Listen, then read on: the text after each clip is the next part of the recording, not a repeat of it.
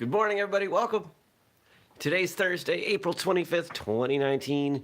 That's a close-up of my face. And this is my first cup of coffee.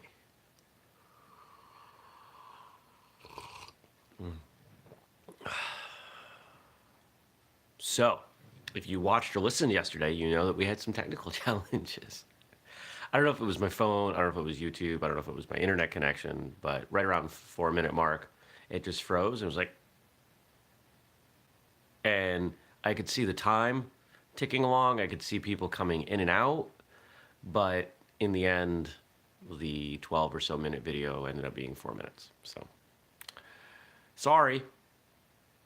I considered doing it again, and that just, I gotta be honest, starting my day with having to start something over and repeat it was not something that felt like a good way to begin the day. So I just said, you know what? We just move on. Now, the thing that bums me out is that I did answer 2 viewer questions yesterday. I found a third in my email, so we're going to do 3 today. But real quick, what's today? Today's Thursday. Doing some consulting work. I got a phone call I got to make on the way. Hope to get to the gym. And to plant the seed about what will likely be a conversation on Monday. Working on a new car. So, yeah, should have that Friday. That's tomorrow. Wow. It's been like a several month process. But let's dig into these questions. Let's talk about viewer questions. So the first one we had up, what is my favorite thing about being a martial artist? And if there's overlap, I didn't listen to where yesterday's video ended, so my apologies. Actually, you know what? We'll do those questions after. I'm going to do this question on paper. So if you ended up hearing those questions and you don't want to listen to them again, you'll at least get this new one, and then you can tune out. All right, so this question comes in from Stacy. And first off, Stacy, I want to apologize because this hung out in my email for 10 days. I lost it, and then I found it. So printed it out. Good morning, Casper. Those of you that think I might be talking to a friendly ghost, Casper was our guest for Martial Arts Radio on Monday. He's in the chat, so that's pretty cool. All right, from Stacy. Breaking boards is part of some schools' curriculum and not present in others at all. Oh, and Stacy's in there. Hi, Stacy. Occasionally, some will move from breaking boards to cinder blocks, bats, and coconuts. Recently, the Kukiwan, that's the head organization for the ITF, the International Taekwondo Federation, breaking team went on to the semifinals in a reality show. What does this have to do with martial arts at all? Isn't it just raw power? And what do martial artists have against pine trees anyway? Not my question, just one I get asked far too often. So, breaking. I think you can look at breaking a few different ways. Like pretty much anything else we do in martial arts. You got different ways you can look at it. First, I think the simplest is you can look at breaking things as the learning a realistic application of power. We don't tend to try to break our friends, our training partners. We don't try to snap their bones, but we can try to break boards. I had an instructor, well, I know an instructor. Can't say I had. I still train with him. I'm not going to say that. I think some people think breaking boards is a much more direct correlation to breaking bones than it really is. Boards don't flex. They don't bend. Bones have a degree of flexibility to them, but it's still the closest thing we have. I mean, let's be honest.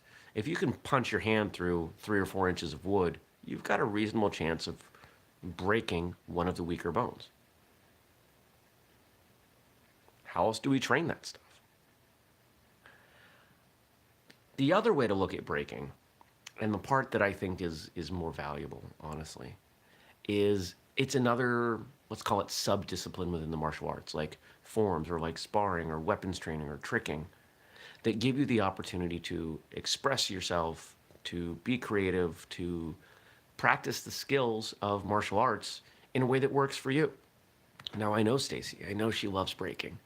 And it's something that I have seen kind of change the way that She trains and competes and everything, and that's been a lot of fun to watch. I think we all need to carve out our own place within the martial arts, and if breaking is that thing for you, cool. If people don't get it, that's fine. The people that don't get it, if they don't train, that's not a big deal. Most non-martial artists don't understand why we do anything in martial arts. But the people who train and don't understand martial arts, the people who train and don't understand breaking, I'm going to guess that a huge percentage of them just don't want to do it because it's difficult and they might get hurt. It's breaking. It's part of martial arts. And if you want to be a well-rounded martial artist, you should spend some time practicing your breaking. All right. Now, the other two questions. The first one that came in was, what is my favorite thing about being a martial artist? And I'm going to answer this pretty much the same way I did yesterday. I feel like I have practice with this. So I see two ways I can answer this. First one, my favorite thing about being a martial artist is what it's allowed me to do. I've had some challenges in my life, some pretty significant challenges, especially as a teenager. And martial arts gave me a refuge, an extended family. It gave me something to lean back on to say, no matter what else is going poorly in the world, I still have this. This is still part of my life, and it's something that I can feel proud of. And that was pretty powerful for me, and it still is. I still reflect on my training, my original black belt test. I still look at all of these things as support in my day-to-day life, whether it be personally or professionally. Now, the other way I can look at this question is because of whistlekick, or with whistlekick. I've met amazing people. I mean, guys, I have a plane ticket out of Florida in a couple months to train with Bill Wallace and the Superfoot gang for the third time. That's pretty awesome. Awesome. It's pretty awesome. I love it. I've made amazing friends. I get to do this show. Most of the people that I talk to on a daily basis, I wouldn't talk to at all if it wasn't for whistlekick. So that's the other way I look at that question. Oh, we got one more question. And don't forget, if you want to ask me a question, the best place to leave it is in the comments below, and I'll answer it. Now, if you listen later on, maybe in the audio feed on, Google Podcasts, Apple Podcasts, or whatever, just email me, jeremy@whistlekick.com. Okay. All right, so that last question, the third question, before I give you my advice for the day. Third question is how was it worded? How do you learn to become more present? I'm butchering the words a little bit, but how do you learn to become more present when maybe you have ADHD? How do you live in the moment when everything in your brain is pulling you in different directions? And I can relate to that a bit, because there's always stuff going on. You probably notice that as I do this show, I don't just focus on the camera. The camera's right there. I'm aware of a lot of other things that are taking me out of the moment. I'm not proud of that, but I'm getting better at it. I don't just sit over there and watch that plant while I talk to you. I'm getting better at watching you out there, not just staring into my cup of coffee. And I think the secret to becoming more present, to becoming less distracted, whether it's martial arts or anything, is to start to reduce the size of what you're aware of. So right now, I'm in my home, and it's fairly quiet. I could turn on the TV, but that would open up a whole world of distractions, so I keep that off. I could be looking at my phone. There's a whole other world. So by not having other things distracting me, I'm restricting my awareness to what is left. You can do the same thing. So let's say I am at class, I'm training, and I'm becoming aware that I'm very distracted. I'm not paying attention to the instructor, and now I'm not quite sure what we're doing. Hey, guess what? That's a real life example. That happens to me all the time. I do struggle to stay aware, to stay present. So this is a great question. The things that tend to distract me are the people on the side, the parents, the other children. I'm not a child. The parents, the children, and all of the conversation that's happening there. And I'm not paying attention to what I'm doing and what the instructor is instructing. We have this instinct. Oh, this is going a little bit different direction than yesterday. We tend to have this instinct for actively ignoring something. That's not really possible. The attention has to be put on something else. So where do you put that? You put it on yourself. You put it on the wall in front of you. You put it on your hands, your feet, your instructor, people next to you. Whatever constricts that circle, whatever reins it in from what you were paying attention to. The smaller that circle gets, the more present you become. And here's the good news. It's a skill. You can practice it. And the more time you spend practicing it, the better you get. In most martial arts schools, there's at least an acknowledgement that martial arts has a meditative component. That might not be intense. It might not even be intentional. But there is a presence, awareness to martial arts training. And the better you get, the more important that becomes. And in a sense, the easier it becomes. To me, forms are moving meditation. There's no time in my life that I feel more present than when I'm doing forms. I'm worried about how I'm feeling. I'm worried about the next movement.